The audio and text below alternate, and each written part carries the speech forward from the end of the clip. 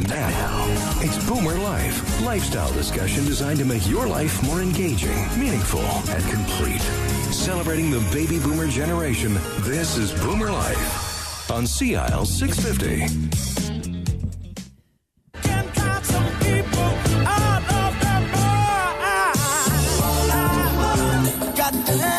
And welcome to Boomer Life on CIL 650. I'm Joanne Sutton. Are you where you want to be financially? A well-thought-out plan for your financial future is an integral part of building the life that you want, both for yourself and for your family. On Boomer Life today, we're going to be talking about your financial future with JimDoyle. Jim is a senior financial consultant with Investors Group Financial Services, Inc. And today, we hope to tackle a number of new topics. For example, talking about some of the issues around gray divorce and its effects. And I don't even know what a gray divorce is, but I know we're all going to find out. We'll also be exploring the value of being curious and what it means to be curious, all in relation to your financial future.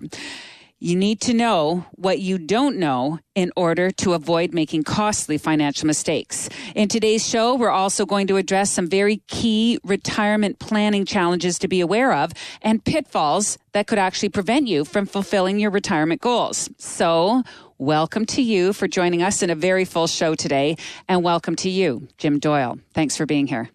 Hi, Joanne.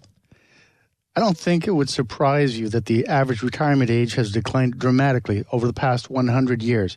But that trend, it might not continue. Well, I think I know where you're going here. And honestly, I think given the chance, most of us wouldn't mind retiring a little bit earlier if we knew that we would be financially secure in that choice. Basically, this is the crux of it, though, isn't it? Do we have financial security?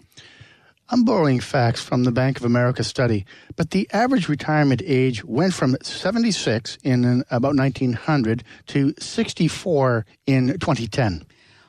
Jim, I could only surmise that people used to stop working when, I guess, physically they just couldn't work anymore, or they got sick, or they died. You know, in the same study, they indicated that globally, since about the 70s, the average retirement age globally went down from 68 to 63.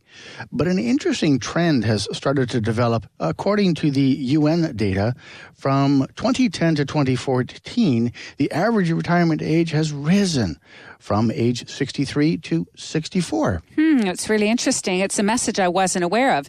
In fact, I think that's the first time I've ever heard that it's increased, and you're suggesting it might be a trend. Well, for some of our listeners, this could be setting off an alarm bell or two or three. Jim, is this where how the value of being curious might kick in? While the average retirement age has declined over the past, say, 50 to 100 years, the report looks at data that shows people are living much longer, which means more time spent in retirement and a higher possibility that they'll outlive their assets. I think people are finally acknowledging that they're likely to be living longer than previous generations, but I don't hear a lot of advice on how people are actually going to fund that longevity. What doesn't seem to be on the radar of most people is how they're going to make their money last as long as they are. Well, this is why you're here, to help answer some of those questions. It does seem to reinforce your message that people can benefit from working with a financial planner to help address any blind spots that they might have in their financial picture. So again, the value of being curious. If we don't know we have financial blind spots, how can we actually address them? Thanks, Joanne. I'd like to extend an offer to those listening. You don't have to feel uncertain about your financial picture. Call me for a second opinion. Talk to somebody who has the appropriate training. So, Jim, on that note, our listeners can actually reach you at this number, 604-682-5431. Thanks, Joanne. One message from the study that was particularly important for women. They'll probably spend 21 years in retirement versus men spending 17 years in retirement. So many things influence how we feel financially, how we feel about the future, even what others we care about are going through in their lives. Consider the person who might not feel in control of his or her financial situation. Well, Jim, this point really raises the urgency for women to plan their own futures, because someday they could be going it alone. They could be single. So wouldn't you also say that this probably applies when we talk about divorce? Absolutely. One trend we're seeing, and here's the good news, overall divorce rates are falling. Well, that is good news, but it sounds like there's no silver lining with this. You're right. The number of people older than 50 who are splitting up is on the rise. Really? Absolutely. Divorces are very traumatic for any age, but these gray divorces can take a significant financial toll, especially on women. So this is the definition of a gray divorce. It's an over 50 thing. Jim, I know you've been working for over 10 years as a CDFA, which is a Certified Divorce Financial Analyst. So you've probably seen a lot of this firsthand. Why do you feel the financial toll can be harder on women? We see situations where women have been out of the workforce, and if you need to go back to work or re-enter the job market, it can be more challenging if your skills aren't current. The second issue arises from the reality that women, on average, live longer than men, which means that they need to have enough money to support themselves later in life. Mm-hmm.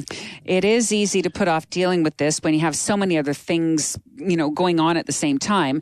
But it really highlights the importance of having a coach or an advisor in your financial corner to help keep you on track. Divorce is emotional and traumatic, and it's not the best time to be making long-term financial decisions. It can be difficult to think about the long-term ramifications of the financial decisions that can be thrust upon them. Well, I think most people just sort of want to tick that box and close the door, get it over and done with, don't they? Yes, and it happens all too often. But you don't want to let emotions rule at a time like this. That's financial suicide. I hear what you're saying, Jim. It helps to have proper counsel during times like this, especially as you try to come to grips where divorce is really about the money and securing your financial future. The challenge is to engage people going through divorce so they can articulate both their goals and their fears and help balance the sense of urgency as to what needs to be addressed immediately and what can be safely put aside to be addressed later. Often, there's something new coming in the mix in terms of considerations. So having someone in your corner that you can review the impact of the choices as you go through this can help ensure that you haven't looked at any of your financial blind spots. Well, I think for a lot of people going through divorce, it's probably a pretty common thing to feel that one's life and sense of financial wellness might be a little bit out of control. In my experience, when people are going through divorce, numbers are not normally at the top of their priority list, but sometimes they need to be. Well, I sense it can be extremely challenging to articulate future needs or wants, especially when you're still formulating what your new future might look like. So I think a lot of people run into challenges here, and obviously this is where you could help. I think where I can really help is by being a neutral third party who can listen to your concerns and help you make decisions about how to use your money. Clients I work with often share that one of the hardest things they've ever had to learn was adjusting to their new circumstances, balancing immediate needs, saving for the future, and enjoying life today. I hear you. Leaving the emotion out of it. So what we've learned is that you need to be on the same page as your advisor, speaking the same language, understanding the same challenges. But what happens if the advisor that you've been working with is also the same advisor that your spouse has been using? Can that present a bit of a problem? Well, we know that 80% of women leave their advisors within a year of losing their partner. And that could be death or divorce, right? Absolutely. Okay. And sometimes we take on new clients who want a sense of privacy, anxious that their advisor might share details with their ex about their new lives, and they prefer to keep it to themselves. Sometimes it's just a sense of forging a new beginning, and we want to help them with that. So what are a few of the biggest tips that you've learned from working with women who happen to be going through divorce? Well, first is just listen. Don't pressure them to make any decisions they're not ready to make. The second, be prepared to invest the time to help educate. Some of our most satisfied client relationships come from giving clients the tools to make great decisions, and then letting them do exactly that. Tell us what they want to do.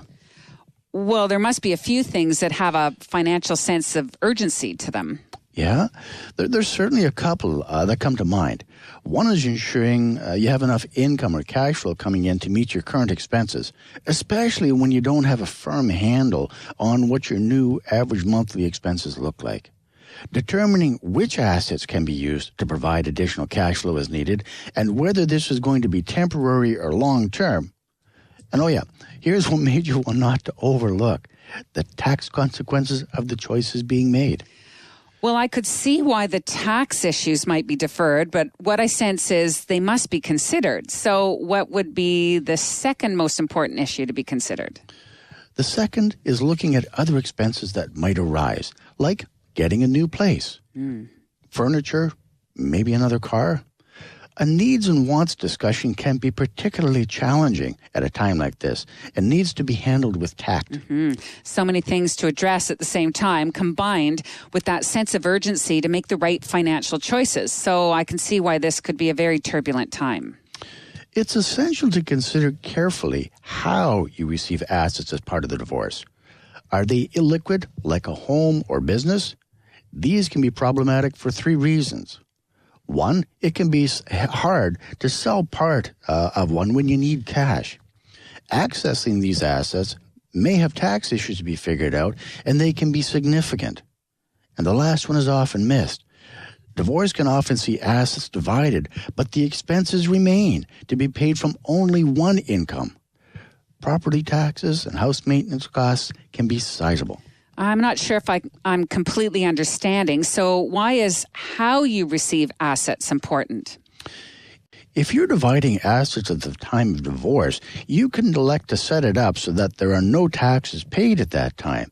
But if you access those same assets later, you may have sizable tax consequences to consider.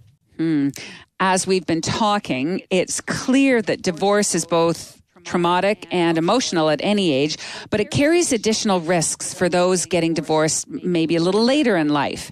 If you're going through a divorce, or you might like some thoughts on how to get restarted financially after divorce, you might want to consider calling Jim.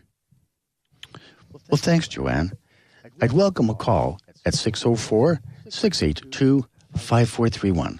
Do you hear that, Boomers? This is a fantastic reminder that life is a journey, and like any successful journey, should always include some good and accurate planning, taking all contingencies into consideration. You are listening to BoomerLife on CL 650. I'm Joanne Sutton, and you're listening to a conversation with JimDoyle, Senior Financial Consultant with Investors Group. Are you concerned that your investments might not be doing everything that they need to do for you or for your family? And to learn how Jim can help with your financial situation, it's as easy as a phone call, 604-682-5431. Or you can always send Jim an email, jim.doyle@investorsgroup.com. We're not completely finished the topic on divorce. Jim has some insight on one very significant divorce planning challenge, and we'll also talk about our weaknesses when planning our golden years. That's all next on Boomer Life on CL 650. Celebrating the baby boomer lifestyle. This is Boomer Life on CL 650.